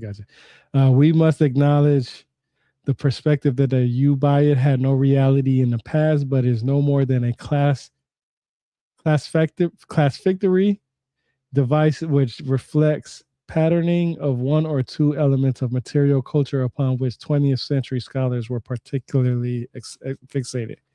I really still don't even understand what that person was trying to say from that. And I tell you, a lot of this stuff in here in this books, man, it's really hard to understand because a lot of them it almost says that they're trying to say something different, but the same thing. In the 1930s, when the Bakan period became known to the archaeological public. The definition of prehistoric periods in southwestern Asia was still in its infancy and relied largely on comparisons with the material from the Susa. The Wow. Susa 1 and the Susa 2 phases were defined on the basis of Back to the Susa. excavations by D. Morgan and McKinnon beginning in 1919. So, yeah, I mean, that's why I was telling you that there's groups of people that are considered before the Sumerians. You see what I'm saying? You can see that they all had different types of uh, inventions that basically the Sumerians took and recorded. Um, they got all kinds of pictures of different potteries in here. Now they were wearing shoes. I mean, I haven't heard anything because I actually went out and bought some shoes today, guys. I love Pumas, by the way. That's my favorite, kind of one of my favorite shoes. I've tried out a bunch of them, and I like Timberlanes, and I like Pumas. And I tell you what, a civilization that walks a lot has to have favorite shoes in some form of fashion, right? Mhm. So were they barefooted all the time, or did they have shoes? Because in Roman times, shoes was like an upper class thing, right? Mhm. Having some amazing sandals, comfortable sandals, sandals made from certain hides of animals, right? Yeah. So the wearing of shoes is kind of like like if you got the money to buy it, or the coin, or I mean, most people were barefooted most of the time, correct? Uh, it could. I mean, probably. I mean, I don't know. Probably. I know that Probably. slaves did not have shoes, and there's a perfect reason why. So they don't wouldn't get too far if they were escaping or they No, left, bro, right? you Am I right on that? misjudging. No, you misjudging, bro. I told you your feet harden up as you walk on them more. Oh yeah. Well, Yeah. Yeah. Let's I see. guess you could always swim, right? If you're a Can't swimmer. swim forever though. Here we go. For okay, so hold on. Wear floaties. Let me see. Okay, this one is just more about Grab a creating a deep dolphin. formation. Nothing serious on there. If you're friends with dolphins, you could get further, right? Yeah, they'll help you out. They'll help you out. Or seals. You ever seen those seals on YouTube? They jump on the boat and they're like they actually befriend you. They're not befriend you, but they become friends with you and stuff like that. If you feed them, of course. Yeah. Okay. So here, this is what you was asking about the DNA. The next one is the local genetic and continuity and the Ubaid expansion, and it's actually by is Rana Osbow. I could be Rana saying her. Asbal. I could be saying their name wrong, but they talk about the DNA, but they don't really. So they give you the haplotype, but they don't give you the haplogroups. And they give you because I always talk about this. I always talk about the DNA. So what One is haplogroups? Because some people in this podcast, I mean, people coming in, they don't know what a haplogroup is. So just give them a quick rundown on that. so okay, so oh shoot, I almost dropped my book. So haplogroups basically just tell you where a group of individuals came from. So like it's almost like so it comes from like it could come from mitochondrial DNA or Y-DNA, and it's basically showing you where people a group of people came from. So it's basically like okay, you have a certain haplogroup of genetic ancestors that's common to you, right? So like some people say haplogroup R1b is like Europe, and then some people say haplogroup E1b1b is African, or E1b1a is Africa. But with haplogroups, these haplogroups change, so it's always a change in genetics. It's Is this almost like specific to your mother or father, or is it it could be both? either one. It could be both. It could be one. What is more preferred, though? Most people say the woman's version, and the reason why is because it goes back further than the males. This is good information. It's got some people just don't know anything I about actually had a haplogroups. podcast about with a geneticist. about haplogroups. Dr. If Keith you guys Chen. want to check out, we have a lot of podcasts that hit upon a lot of information in history and also about genetics. So if you're interested, just hit us up on Spotify and on Apple, and you can just listen to it while you're at work. In the meantime, So this paper, the one with Rana Osbal, this paper was completed at the prehistory section of Istanbul University through postdoctoral funding made possible by the Turkish Academy of Sciences. So that's why I say that we need to start really looking into where these individuals possibly came from, because these stories are very similar.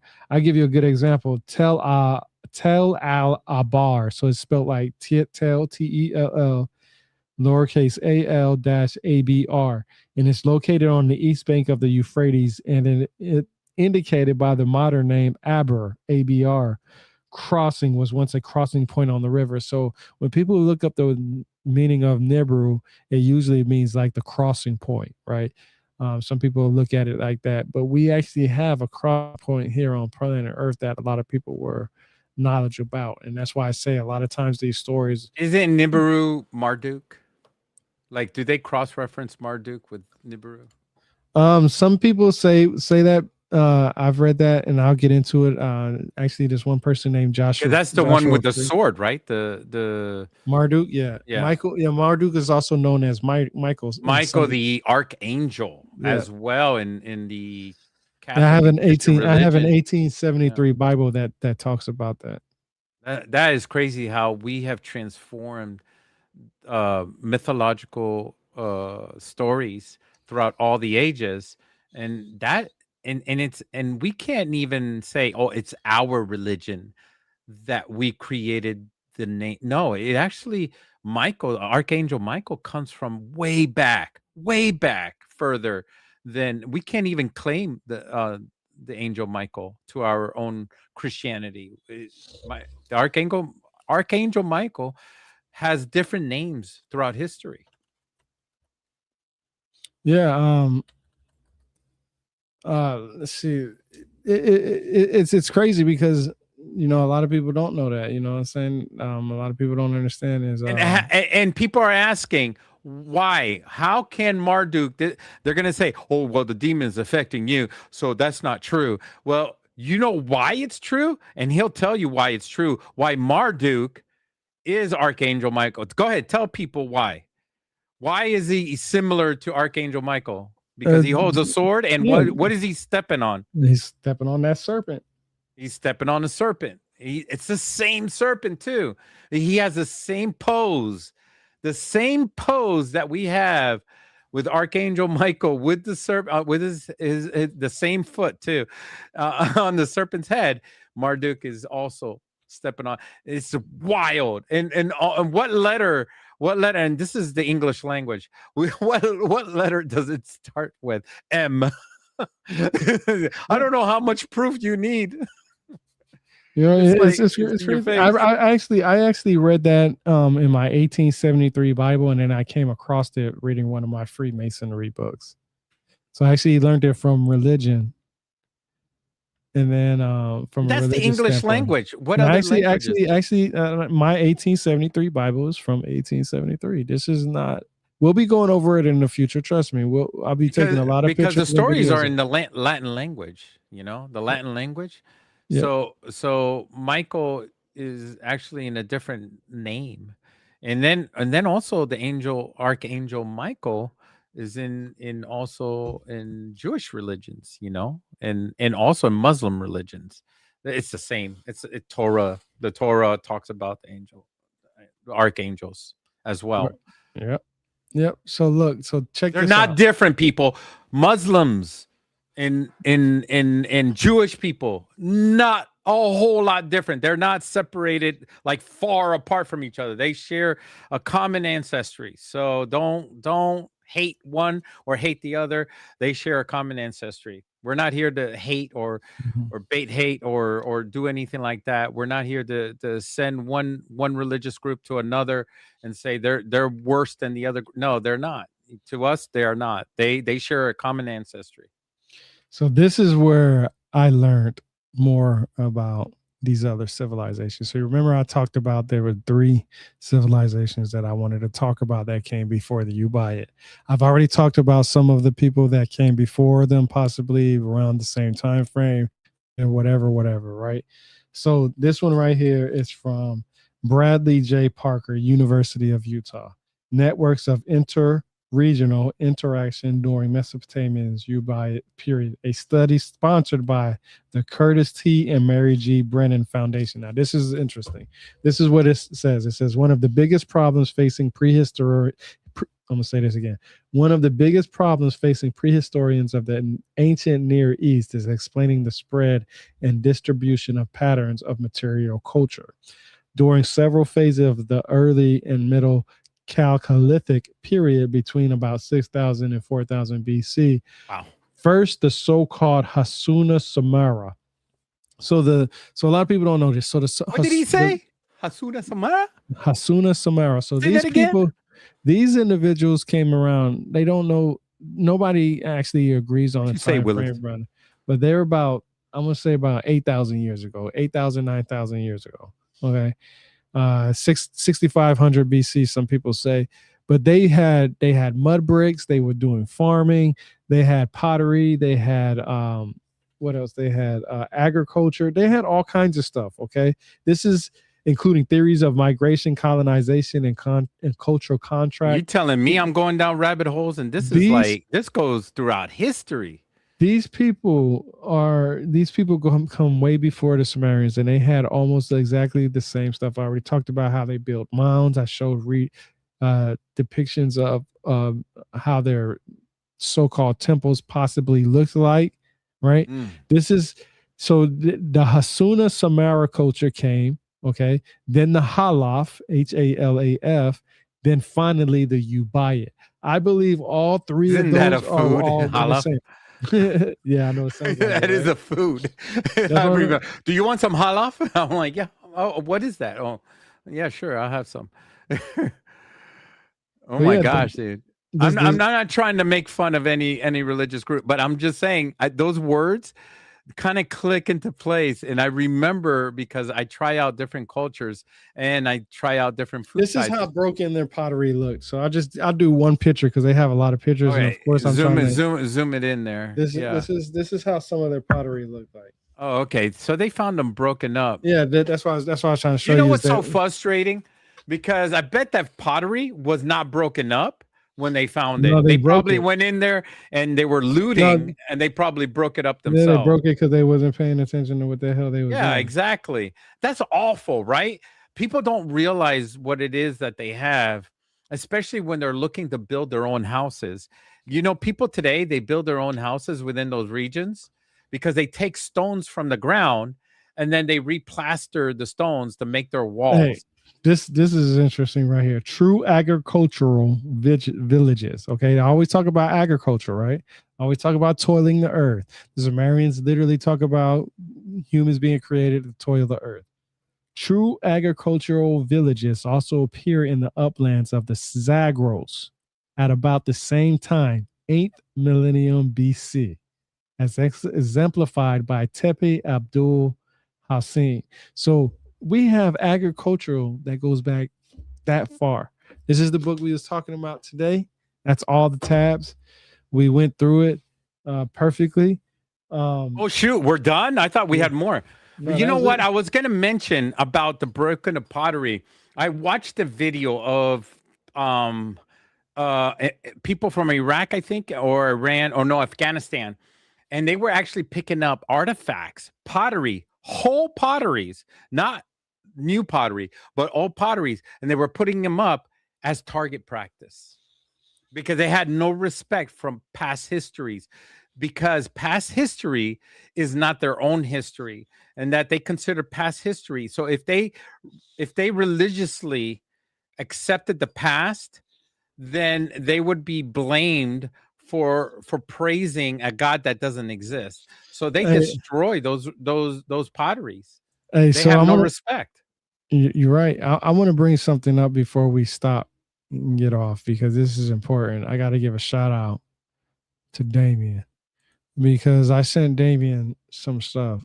He says I was watching. I could help explain a lot on the earliest Middle Eastern Oh, thank you, pottery. Damien. Yeah, I This dude, appreciate that. this dude literally does. This is all his stuff right here that he talks about. Thank you, Damien, for Look, he chiming in talks and about listening in. he talks about Hasuna Samara right here. Remember, I was just talking about that. They call it Tel Hasuna, different names for him and stuff like that.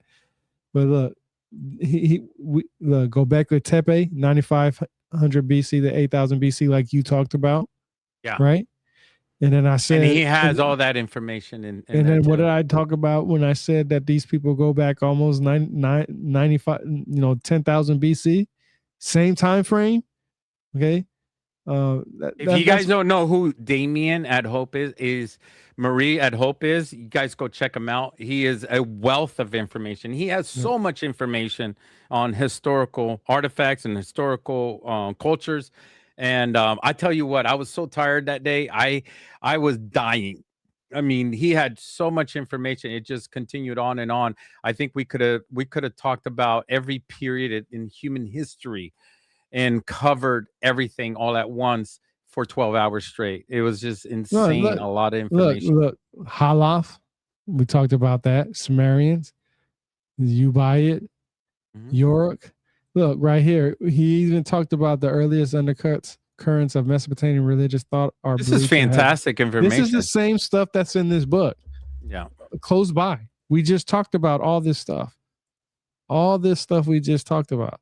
And then so I want to Now the point out. question is, did the Ubaids affect Turkey? That were they Well, not in them specifically. yeah.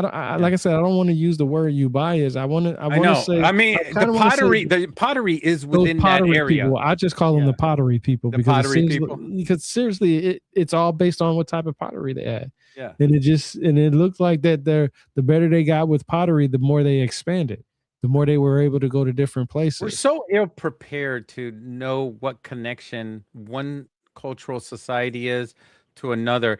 And here we go with the gatekeeping. Yeah, This is where they are. One government won't connect to another government and say, yo, your culture is connected to our culture yeah. because each government wants Want to be done. proprietorship Yeah, to yeah, their own culture. And this is yeah, the problem, that both governments can't connect with each other and say, hey, your stuff is our stuff too, because they want to have, oh, well, your stuff is ours. So bring your stuff over here and put it in our museum. This, yeah, this becomes a thing of money and yeah, tourism, yeah, and it's yeah, become a yeah, whole yeah, shit show. yeah. I think so. Yep. So So that's the end of this show. The next show, I'm gonna start promoting it you now. guys have been awesome. Thank you for sticking with us. We're gonna do Flat Earth next. Well, I have a book. Oh no. Seriously. Oh no. Oh Yeah. no. Hold on. Not I'm gonna flat bring it earth, up. man. Yeah. Come on. Yeah. Hell yeah. Because that's the next book that's on in the list. I got a whole list of books that I'm doing. Here, let me It's give on you my guys website. what we're going to talk about. We're going to talk about instrument panels No, of we're gonna talk. aviation. No, we're We're going gonna to talk talk. about technology that proves that we live in a flat earth, and why do we have technology that explains that we live on a flat earth. We have proof Yeah. of that, and Look. we also have ideas of why people believe we live on a flat earth, why they dream of being on the edge of the flat earth, and there's so much evidence of it, but yet we have evidence from NASA that we don't, and we have evidence of the universe that around us, that every planet looks round. So we're going to be talking about all of this stuff. Yeah. So here we go. So check this out. So this is what we're going to do, because I'm going to incorporate AI into this. I'm going to show you how I do some of my episodes. You never did it with me on this before, but you're going to learn how I do it on this one. I'm going to incorporate AI in this very well, or at least try to at bare minimum. So what I'm going to, so this is the next book that's on the list. So I have a lot of books, and they're all on my website. I still have to update the list of books on there, because I'm slowly going through them. I got a lot of books, like I said. I really believe that people believe in flat earth is because they got tables. No, we're save those thoughts, because we're going to talk about They, it. they Trust me. grew they grew up with tables and chairs, and What's today? they Today's sit on Tuesday. flat chairs and flat tables. Nobody has rounded tables. Things would roll off of it. Today's Okay, so we're gonna do this one next Monday. We're gonna do this one, yeah, next Monday. We'll do Yeah. this one next That, Monday. I'm just giving Oh people a no, sneak Saturday. preview. No, you know what? No, on Monday night we'll do this one Monday at 7 p.m. We'll do I this one. actually missed my acting club tonight. Usually it's every Tuesday at 7 p.m. So I'm hoping that we do more podcasts around on Wednesdays and not on Tuesday Okay, nights then at 7 we'll p.m. do them on Wednesdays. Then we'll do them Yeah, on yeah, Wednesday. yeah. Give me Yeah. the dates that you want. We're doing that. There's a lot of tabs as you can see that I found very interesting in here, and there's very important words in here that this person uses that you have to be careful about because it can go either way. And I learned that reading this book. But this is the next book, The Greatest Lie on Earth: Proof That Our World Is Not a Moving Globe, and we're going to go over that next Monday at 7 p.m. If you want to stay up to date on the days that we're doing this, just follow us on X. Go to Fat Jesus Live at Fat Jesus Live on X. He's also on Facebook. You can find me on Facebook and X, mostly on X. I do most of my promoting on X. You find me on there. I also have a bestseller right here, Journey Through the Origins of History. You can find this on Amazon. I got to give a shout out to Chris. He just launched his book out, and that's out there on Amazon right now. And I gotta give a shout out to my homeboy, Lil Vibe, that's on Spotify. He is actually the outro song to my thing. Anything you want to add, Yeah, Fat I want Jesus? to do a shout out to Virginia filmmakers and actors. They are making some waves. These are a small group of Black actors and directors and writers of Virginia that are making movies out here in Virginia. They're actually doing historical movies. So they're recapping on slavery and all types of stuff of historical facts that plantations and all types of stuff here, which I am connected with. So we're actually writing about and we're directing and making some movies that are mainstream actors that are been on TV shows and movies here throughout in Hollywood. So we have actually the Rock Johnson lives out here in Virginia. You guys don't even believe me, but you just have to type it in, and he lives out here too. But he's not really in communicating with us because he's busy with his own stuff. But we have other actors also living out here in Virginia that are actually coming to these Tuesday nights. So I do want to be connected with them so that they would know more about our podcast. Maybe we'll be able to interview them as well, All right, so that everybody here will set it enjoy up, them. set that Yeah. up.